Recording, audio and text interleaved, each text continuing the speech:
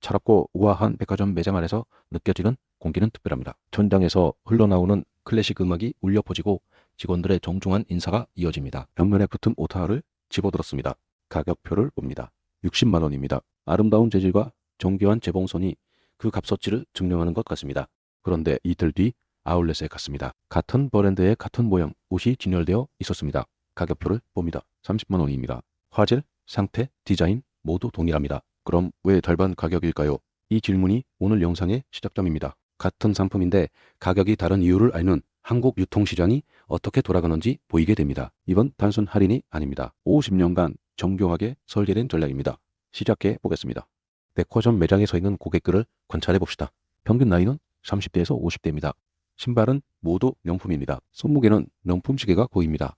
이들은 월급이 700만 원을 넘는 직장인들입니다. 대부분 강남이나 서초동에 사고 있습니다. 이들에게 중요한 것은 상품의 기능이 아닙니다. 그것이 어디서 구매되었는지가 중요합니다. 백화점에서 구매하는 행위 자체가 신분 표현입니다. 아울렛 고객은 전혀 다릅니다.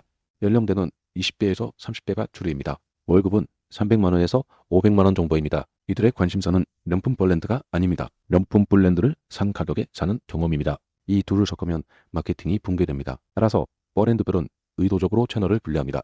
그것이 가격 차이의 근본 원인입니다. 아울렛에 유통되는 상품의 실체를 아시나요?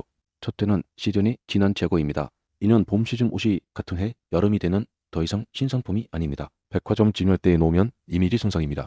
둘째는 생산 과정에서 발생한 교란품입니다. 소수의 색상 오차나 실밥이 튀어나온 상태입니다. 기능에는 문제가 없지만 완벽함을 추구하는 브랜드 철학에는 맞지 않습니다. 셋째는 백화점에서 실제로 팔리지 않은 잉여 재고입니다. 예를 들어 흑색 신발은 잘 팔리는데 형광색 신발은 못 팔렸을 때 그 형광색 신발이 아울렛으로 흘러갑니다. 브랜드 입장에서는 창고에 보관하는 비용이 매년 들어갑니다.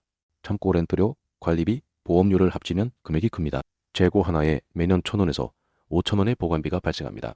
따라서 할인해서 팔아버리는 것이 오히려 이득입니다. 현금 흐름도 좋아집니다. 막혀있던 자본이 다시 부르기 시작합니다. 그런데 왜 굳이 아울렛까지 갈까요? 그냥 온라인에서 싸게 팔면 되지 않을까요? 그 이유는 브랜드 이미지 때문입니다. 백화점에서 60만 원에 팔리는 명품이 온라인에서 갑자기 50만 원에 떴다고 합시다.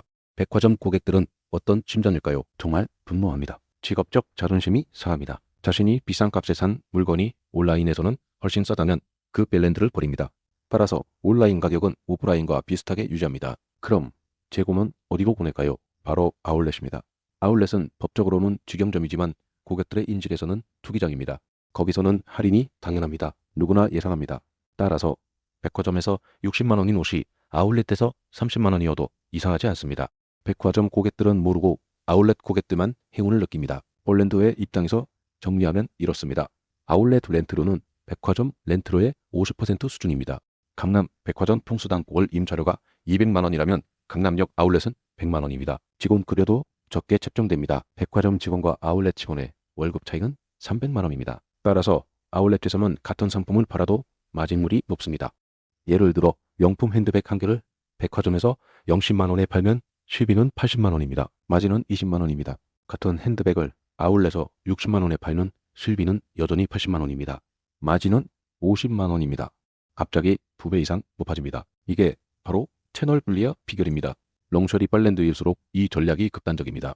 강남역 롯데백화점에서 루이비통 명품백이 500만 원에 팔립니다. 같은 시즌 모델이 인천 아울렛에서는 180만 원입니다. 80만 원이 아니라 180만 원입니다. 60% 할인입니다. 이게 가능한 이유는 브랜드 이미지가 워낙 강하기 때문입니다. 루이비통 명품백이라는 신분은 어디서 구매하든 변하지 않습니다. 따라서 고객들도 아울렛 할인에 수긍합니다. 심지어 기뻐합니다. 일종의 도둑질 같은 기분을 즐깁니다. 실제로는 정상적인 수익을 하고 있으면서도 고객들은 대박난 기분이 됩니다. 이것이 결론입니다. 같은 상품인데 가격이 다른 이유는 고객 심리와 채널 생태계를 철저히 계산한 결과입니다.